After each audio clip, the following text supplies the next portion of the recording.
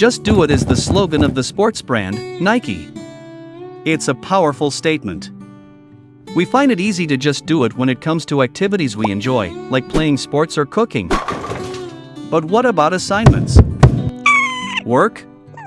We all know how challenging it can be to just do it when it comes to tasks that feel burdensome. We tell ourselves we just have to do it, but then we start to procrastinate. No matter how much you urge a procrastinator to get started, it's often difficult to begin the task immediately. Let's meet some friends here to learn how to stop procrastinating. This is an event company. Benjamin and Mike are both preparing their event booths for the Christmas market held every December. The two had similar job evaluations and were given similar conditions. However, it took Benjamin 2 months and Mike 5 months to submit the final plan for the market booth. Mike started procrastinating until September. He suffered under the pressure of starting for 3 months without making any progress. It's October. He hastily submitted the final plan in a month, but there was a problem with the selected product, and he had to start setting up the booth a week before the market due to hurried modifications. Mike couldn't enjoy the Christmas market because of stress. On the other hand, Benjamin's booth had a very high sales volume, and he had a perfect Christmas. What is his secret that makes him so successful? Let's follow him to learn how to stop procrastinating. 1. Plan backwards. When we plan, we often overestimate ourselves. We say we'll do as much work as possible and finish early so we can rest during the remaining time. But as we work, the plan keeps getting pushed back and becomes an impossible plan.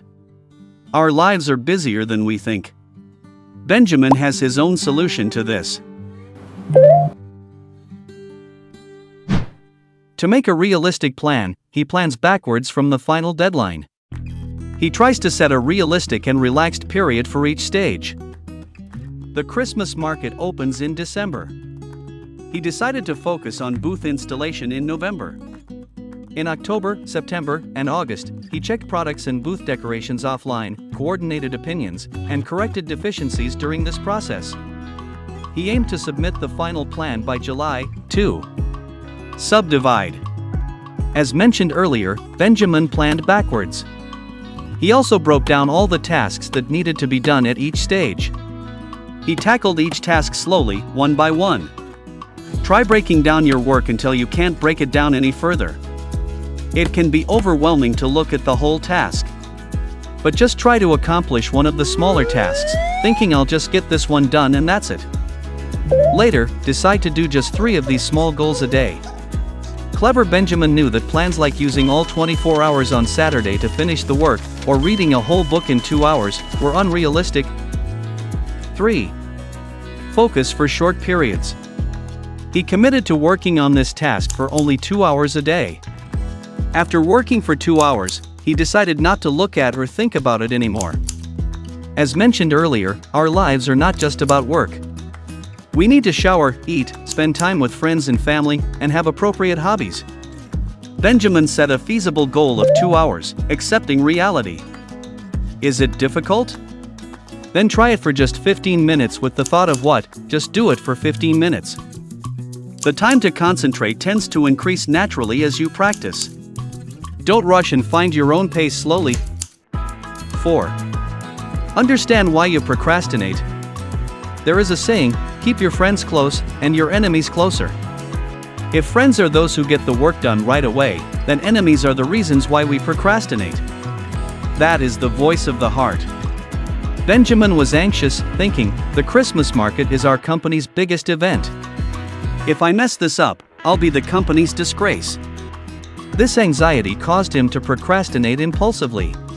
Therefore, it's important to understand why we procrastinate and identify these enemies.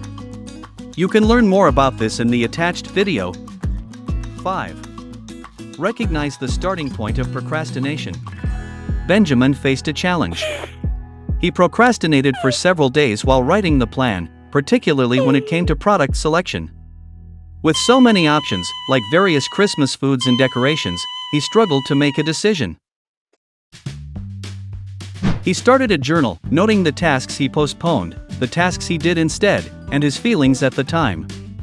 He noted that he postponed product selection to have coffee with colleagues, and felt pressured to continue working when he returned.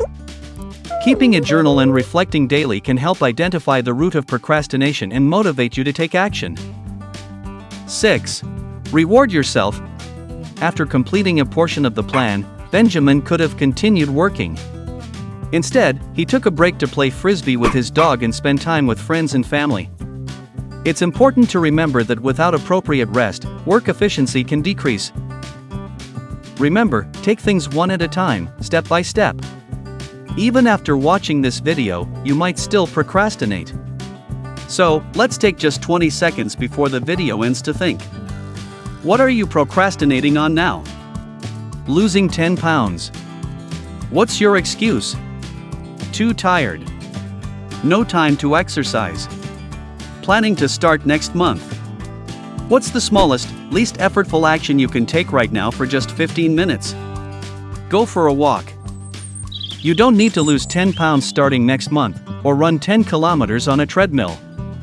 Just step outside and walk for 15 minutes. If you feel better afterwards, take a break and decide when to do the next 15 minutes.